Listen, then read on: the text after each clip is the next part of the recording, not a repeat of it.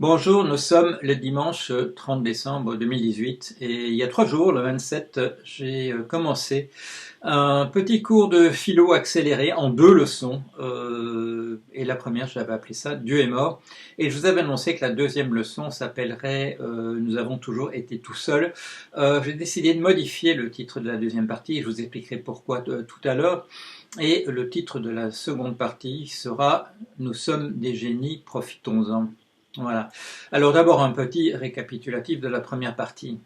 Nous, occidentaux, nous sommes nés depuis très longtemps dans un monde où la représentation dominante était que on prenait soin de deux de nos soucis principaux, qui étaient le fait de mourir individuellement, qui nous chipotait, et le fait que le monde, apparemment, autour de nous n'avait pas beaucoup de sens, pas beaucoup de signification évidente, et nous avions résolu ça en imaginant une créature qui était responsable de tout ça, en fait, de du monde autour de nous, de son organisation, sinon parfaite, du moins ayant un sens à ses propres yeux.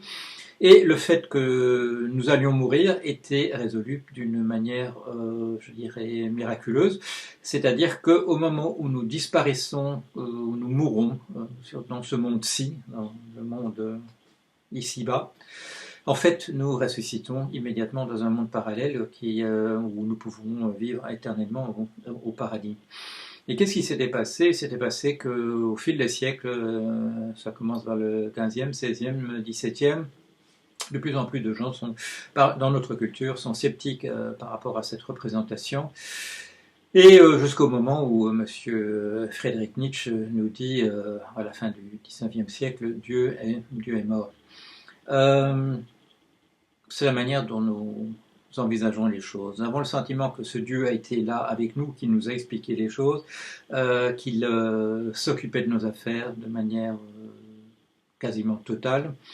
Et tout à coup, nous avons l'impression d'être orphelins, que ce personnage a disparu. Comment réagissons-nous à cela? Eh bien, en fait, parce que les psychanalystes appellent un deuil pathologique, nous n'en revenons pas, nous ne nous remettons pas de cette mort de Dieu. De manière assez typique, un philosophe du XXe siècle qui s'appelle Albert Camus formule une des réponses possibles, la version dépressive, qui consiste à dire que le monde est absurde, ou en tout cas que la présence de l'homme à l'intérieur de ce monde est absurde, et qu'il faut y réagir de deux manières. D'une part en se révoltant contre cela, mais pour des raisons peu précises, simplement, je dirais, pour la beauté du geste, disons, et qu'il faut se dire que Sisyphe, qui pousse son rocher et qui retombe à chaque fois, en fait, il faut imaginer Sisyphe heureux. Ça, c'est la version, je dirais, dépressive de la mort de Dieu. C'est le deuil pathologique dont on ne se remet pas. On continue à ressasser et on alterne dans une manière bipolaire entre je dirais, la résignation et la révolte. Alors, il y a une autre manière de réagir à la mort de Dieu, c'est celle du transhumanisme, quand on dit Dieu est mort, ça fait rien, on va le remplacer, nous avons les moyens de le faire. Cette histoire de mortalité qui nous chipote, on va résoudre ça, c'est un problème technique, on est presque arrivé, on va résoudre ça de cette manière-là. Et pour ce qui est du monde qui est pas rationnel autour de nous, eh ben on va ranger ça, nous aussi, on a les ordinateurs, il y a même ces ordinateurs un jour, ils seront beaucoup plus intelligents encore que nous, et si nous on n'a pas trouvé la solution de rendre le monde entièrement rationnel, eh bien ils le feront avec nous, voilà, on aura recréé à partir de nous-mêmes le problème que ça nous causait d'avoir constaté la mort de Dieu. On peut même imaginer, et c'est un de mes neveux qui me l'a proposé l'autre jour, que nous soyons tellement malins que ce Dieu qui nous manque tellement, nous l'inventions nous-mêmes, et que ce monde nous recrée, nous, à ce moment-là immortels, dans un monde qui est parfaitement cohérent, parfaitement rationnel, puisque il y a un Dieu que nous avons inventé nous-mêmes avec nos machines. Bon, tout ça, c'est Vous avez compris, tout ça c'est dû des manières diverses. Et la manière exaltée du transhumanisme et la manière dépressive de l'absurde de Camus de réagir à cette mort de Dieu dont nous ne nous remettons pas. Voilà. Et c'est dans cette perspective-là, encore involontairement, que quand je vous ai dit, en réalité, nous sommes tout seuls, ou bien j'ai pensé à une autre formulation qui serait compter seulement sur nos propres forces. Mais ce compter seulement sur nos propres forces, c'est une ressucée d'un autre dicton qu'il y a chez nous, et qui est aide-toi et Dieu t'aidera. C'est-à-dire que en arrière-plan, il y a toujours ce Dieu dont nous regrettons l'absence, dont nous regrettons la mort, quelle que soit la manière dont nous formulions les choses. Et en réalité, il faut voir les choses tout à fait autrement. Vous avez donné cette image l'autre jour, du gosse à qui on dit Saint-Nicolas ou le Père Noël n'existe pas. Et au lieu de se dire, il n'a jamais existé, c'était une histoire qu'on m'a racontée, c'était un mythe à proprement parler, cet enfant se dit, on m'annonce sa mort, le Père Noël est mort, et on peut rester, Lacan y a fait allusion au principe du Père Noël, nous pouvons rester, je dirais, indéfiniment dans le deuil pathologique du Père Noël, en se disant qu'il va peut-être revenir un jour, ressusciter, et puis arranger toutes nos affaires. Et quand j'ai décidé d'appeler ma petite conférence autrement, c'est-à-dire nous sommes des génies, profitons-en, c'était pour sortir de ce qui serait encore un rappel de ce qui est la manière dont l'Occident vit le fait d'avoir cessé de croire en un Dieu démiurge qui organise tout et qui a organisé dans un monde parallèle notre immortalité. Il faut que nous sortions absolument de cela. Il n'est pas trop tard, mais il est temps. Il faut que nous nous rendions compte que nous sommes le produit du monde tel qu'il est, qui n'est pas absurde du tout. Il a des lois de la nature. Il a de grands principes. Il est auto-organisant. L'attraction des particules entre elles ou le fait qu'elles se rejettent a créé les molécules, les atomes d'abord et puis les molécules ensuite. Ça a créé du biologique quand on a eu des acides aminés qui peuvent se combiner et puis constituer des messages génétiques qui vont dire ce qui va se passer par la suite. Évidemment, ils ne disent rien, mais c'est par leur présentation extérieure que les choses vont être entraînées automatiquement. Ça a créé du biologique et ça a créé nous. Et nous avons encore créé autre chose, et c'est là que nous sommes des génies, nous avons créé quelque chose au-delà de nous, qui n'existait pas dans la nature, c'est du technologique, c'est un prolongement de nous-mêmes, c'est inouï, c'est inédit à l'intérieur du monde. Et là, notre grand problème, c'est que nous ne sommes pas arrivés encore à comprendre exactement ce que nous avons fait en devenant des êtres technologiques. Ou bien nous avons un sentiment de culpabilité en disant « Ah non, c'est Dieu qui s'occupait de ça, il ne faut surtout pas qu'on le fasse, ça nous portera certainement malheur. L'arbre de la connaissance, il ne faut pas y toucher, ça relève du domaine de Dieu. » Donc nous sommes encore toujours mal à l'aise. Ou bien nous nous disons, dans une perspective de Dieu est mort, que produire des choses, c'est de l'artificiel, c'est pas nous, c'est pas la nature non plus, c'est un truc à mi-chemin.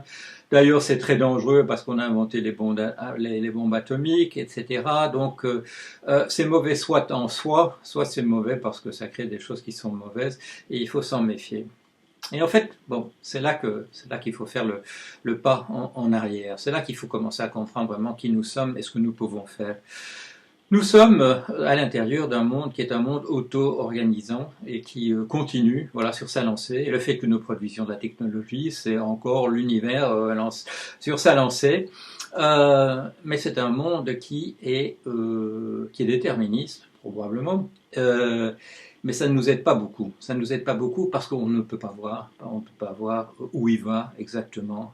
C'est monsieur Prigogine qui nous a parlé de système dissipatif. Ce sont des gens divers, dont un certain monsieur Hoffman, qui nous ont fait comprendre que quand il y a des dynamiques discrètes, quand on regarde ça nous comme d'étape en étape, on voit apparaître des bifurcations, et ces bifurcations, dans ce qui devient possible, sont parfois telles que ça produit une sorte de nuage ininterprétable. Nous sommes dans un monde où on ne sait pas ce qui va se passer. Alors, nous sommes des génies, mais il faut profiter du fait que où on est dans un monde où on ne sait pas ce qui va se passer. Contrairement à Camus qui dit alors du coup on peut rien faire, non, on peut au contraire, on peut absolument tout faire. Les contraintes sont là, mais ce que nous avons fait comme être humain, c'est déjà lever un très grand nombre de contraintes autour de nous dans ce monde naturel. Nous ne renversons pas la loi de la gravité, nous ne renversons pas les principes de la relativité sur l'influence des masses sur le temps qui lui-même va évoluer parce que les masses évoluent et que les masses vont continuer à relancer le processus à l'infini. Ça, on ne va pas changer, mais nous pouvons ajouter des choses, et de ce point de vue-là, nous sommes des génies. Alors, nous sommes des mammifères qui avons dû vraiment nous battre comme beaucoup de mammifères autour de nous pour toujours être là. Nous sommes féroces, nous sommes cruels, nous sommes quelque chose qui n'est pas toujours admirable, mais par ailleurs, nous sommes un miracle, et il ne faut pas entendre ce mot miracle comme étant signalant une inspiration divine, mais nous sommes quelque chose d'absolument extraordinaire à l'intérieur de l'univers. Nous n'avons aucune preuve qu'il existerait quelque chose du même ordre ailleurs, et même s'il y avait quelque chose du même ordre, ça montrerait simplement que ce processus dont nous faisons partie peut exister ailleurs autrement.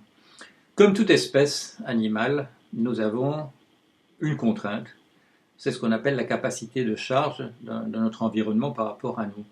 Il faut que nous restions dans les clous par rapport à ce que le monde autour de nous peut nous offrir. Il faut qu'il y ait toujours de l'oxygène dans l'air, parce que c'est ça que nous respirons qui nous permet de réjuvéner notre système sanguin qui entretient tout le reste. Il faut qu'il y ait de l'oxygène dans l'air, mais il faut aussi qu'il y ait des tas de choses qui ne soient pas là, qui sont empoisonnées de notre point de vue, qui sont toxiques. Il faut qu'il y ait de l'eau et qu'on puisse la boire. Il faut aussi que dans cette eau, il n'y ait pas un certain nombre de choses comme de l'arsenic, du cyanure, etc. pour que nous puissions le boire. Les aliments autour de nous, il y a un certain type de contraintes. Et quand nous sommes nombreux, nous pouvons épuiser tout simplement le monde autour de nous. Nous pouvons le saloper, nous pouvons rendre les gaz toxiques autour de nous, nous pouvons rendre l'eau imbuvable, nous pouvons faire qu'il n'y ait plus d'aliments. Mais il y a des contraintes qui sont des contraintes absolument générales. Il y a aussi le fait, et ça c'est positif, que grâce à notre génie, nous pouvons modifier la capacité de charge de notre environnement. Nous pouvons l'améliorer par rapport à nous. Quand nous faisons une révolution agricole, il y en a de bonnes et il y a de mauvaises, on est d'accord. Mais quand nous faisons une bonne, nous pouvons augmenter la capacité de charge de notre environnement.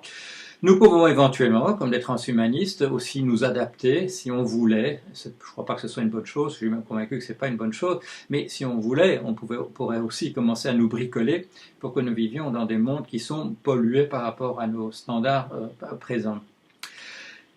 C'est une chose, la capacité de charge de notre environnement, ça, aussi génie que nous soyons, il faut d'une part que nous en prenions conscience, et ça maintenant c'est fait, et que nous maintenions cela possible. Si nous ne pouvons pas le faire, il faudra qu'on aille sur d'autres planètes, aller les coloniser, et ça n'a pas l'air donné d'avance, vu que la nôtre présente quand même un certain nombre de caractères, et que nous sommes entièrement adaptés au fait que notre planète soit de cette manière-là.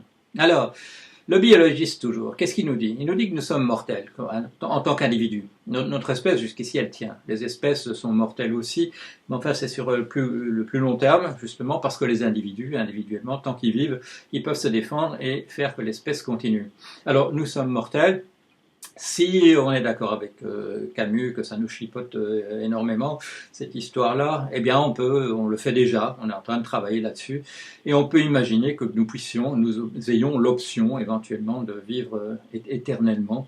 Personnellement, ça ne m'intéressera pas, je crois. Je crois qu'à un moment donné, j'aurais l'impression d'avoir fait ce que je pouvais faire sur cette planète, et qu'il faut laisser la place à d'autres, que cette affaire peut se terminer, que j'aurais profité pleinement de ce que c'est.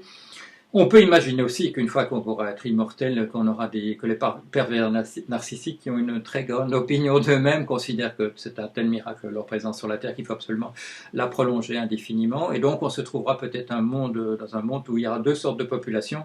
Ceux qui auront l'impression d'avoir accompli leur longue et lourde tâche en bon jour et se disant maintenant on peut dire au revoir à la compagnie.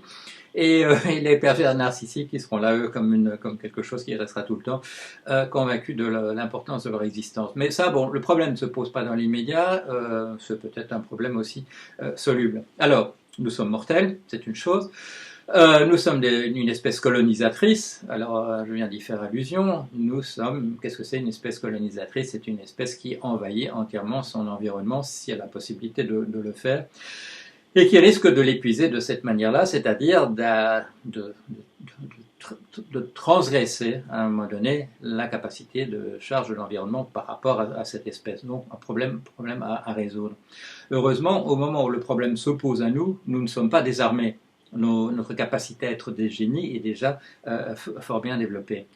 Par ailleurs, encore deux choses. Nous sommes des êtres sociaux. Monsieur Hobbes nous a dit qu'on s'est rencontrés un jour et qu'on s'est dit bon, on va sacrifier un peu de notre sécurité pour vivre tous ensemble. Non, on va sacrifier un peu de notre liberté pour assurer un peu plus de sécurité. On va faire ça, on s'assied, on crée le contrat social. Rousseau dit oui, c'est comme ça que ça s'est passé, sans doute. Bon, tout ça, c'est des mythes. Aristote bien avance avec déjà que l'homme est un être social, que si nous réalisons des choses, c'est parce que nous pouvons les faire ensemble. C'est pas par hasard que nous vivons maintenant dans des villes où il y a des millions d'habitants qui peuvent vivre en bonne entente sans que ce soit la guerre permanente. Nous sommes des êtres sociaux. Nous sommes aussi ce que les biologistes, et je termine par là, appellent des opportunistes, des êtres opportunistes. Qu'est-ce que c'est qu'une espèce opportuniste? C'est une espèce qui peut changer de stratégie quand elle se trouve devant un obstacle, et ça, nous sommes là, nous sommes des génies. Peu d'obstacles nous ont arrêtés, il y a beaucoup d'obstacles qui étaient devant nous et que nous avons résolus, et nous continuons d'en résoudre tous les jours. Quand ça ne marche pas, nous trouvons autre chose à faire, et c'est ça qui nous permet d'avancer. Alors, nous avons ce problème en tant qu'espèce de capacité de charge. C'est lié à notre nature colonisatrice quand on arrive à avoir rempli entièrement son environnement comme c'est le cas maintenant. Mais nous avons deux atouts. Nous sommes des êtres sociaux et nous sommes des êtres opportunistes. Nous pouvons nous asseoir, nous pouvons réfléchir, nous pouvons trouver des solutions à nos problèmes. Ce n'est pas, comme dit M. von Hayek, uniquement les choses qui nous viennent spontanément comme ça par l'opération du Saint-Esprit qui nous font des êtres humains. Non, nous sommes effectivement rationnels. Nous pouvons faire des raisonnements, nous pouvons tirer des conclusions de syllogisme et arriver à produire des théories que nous pouvons appliquer pour faire de la technologie, des arts appliqués, de la science appliquée. Nous pouvons faire ça, c'est-à-dire faire des déductions, et puis expérimenter, voir si on ne s'est pas trompé, vérifier les calculs, organiser des expériences pour voir si on ne s'est pas trompé, mais à partir de ça, on peut produire des choses. Alors voilà qui nous sommes. Nous sommes des génies au sein de l'univers. Il y en a peut-être d'autres ailleurs, mais on ne va pas attendre qu'ils arrivent pour résoudre nos problèmes. Profitons-en. Nous sommes des génies, profitons-en. Oublions cette vieille histoire que peut-être dans un monde parallèle, quelqu'un arrange toutes nos affaires. Oublions le fait que nous pourrions, en nous étant rendus compte qu'il n'y a pas un Dieu qui s'occupe de tout, être plongés dans une profonde catatonie, et nous soyons convaincus qu'il n'y a qu'une chose à faire, c'est pleurer sur le fait que Dieu est mort. Non, sortons de ça. Sortons aussi de l'idée que simplement, puisqu'il y avait un Dieu, que ça nous convenait bien, il suffit de le recréer nous-mêmes. Bon, c'est toujours la même histoire.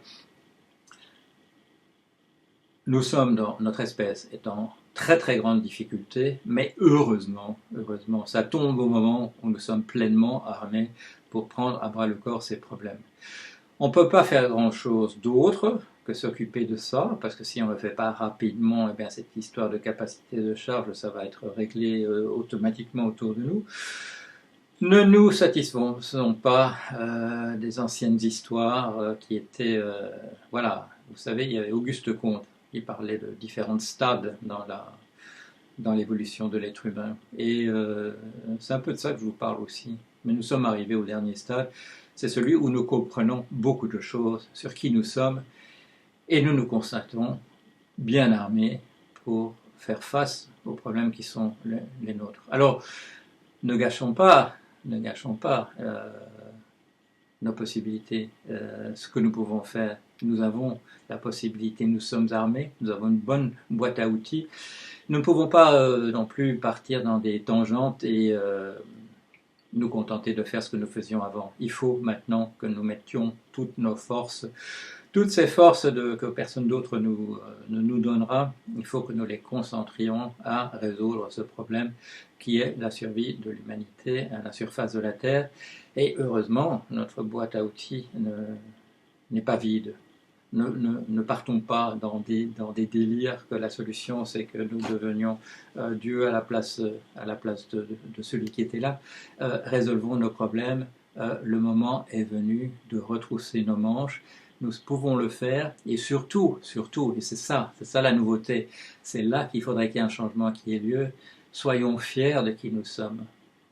Ça ne veut pas dire qu'il ne faut pas se battre contre les horreurs que nous produisons à longueur de journée autour de nous, mais soyons fiers d'où nous sommes et ce que nous sommes parvenus à faire en comptant seulement sur nos propres forces, parce que même si nous imaginions des tas de choses qui étaient là dans les coulisses, en réalité, nous étions tout seuls, et nous l'avons fait tout seuls, et nous pouvons continuer, et nous pouvons sortir de cette dépression dans laquelle nous sommes, et créer ce monde extraordinaire, celui que la connaissance rend possible. Voilà, allez, à bientôt.